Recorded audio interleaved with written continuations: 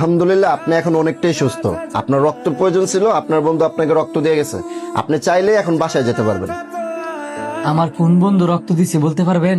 সেটা তো আমি জানি না, আর ওরা আমাকে নামও বলে যায় নাই। আপনার কিছু বিল বাকি আছে, আপনি যাওয়ার সময় কাউন্টারে দেখা করে যান।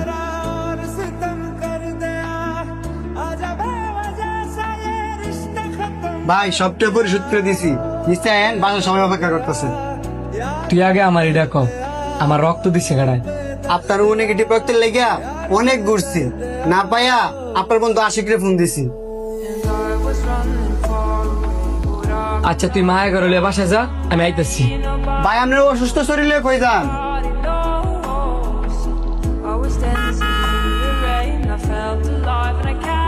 কিরে বন্ধু, কি অবস্থা তোর এখন?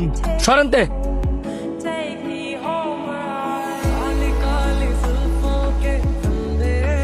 হসপিটালে ঘুরে আসছিলাম, গিয়া দিয়ে একটা নজর দেখলি না। যেই আমি তোর সামনে আইছি, এখন কস কি অবস্থা তোর। উপরে উপরে ফিরি তার দেয়স না, অনেক দেখছি এমন ফিরিত। বিপদের সময় যদি বন্ধু বাসে না থাকস, তেমন বন্ধু দিয়ে আমি কি করবো রে? তোর চেহারাটা দেখতাম মন যেতেছে না। যা সেনতে তুই ভাই যা।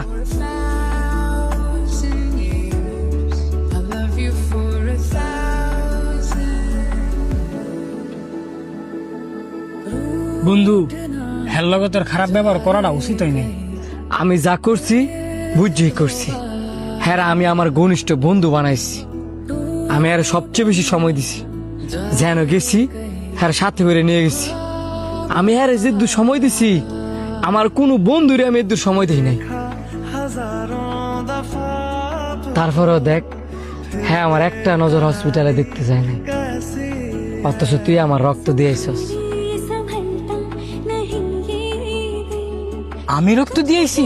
হ, তুই তো রক্ত দিছস, কারণ তোর রক্তের গ্রুপ আর আমার রক্তের গ্রুপ তো একই। আরে আমার সমস্যার কারণে তো তোর দেখতে যেতে পারি নাই। আমি রক্ত দিলাম কোন সময়?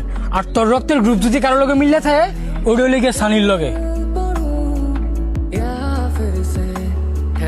তুই কি কইলি এটা? তোর রক্ত দিছে সানিয়ে, আর হ্যাঁ তোর সাথে দেখা করতে পারে নাই, কারণ হ্যার মায় হসপিটাল ভর্তি, যে জন্য হ্যাঁ রক্ত দিয়া সাথে সাথে চলে গেছে।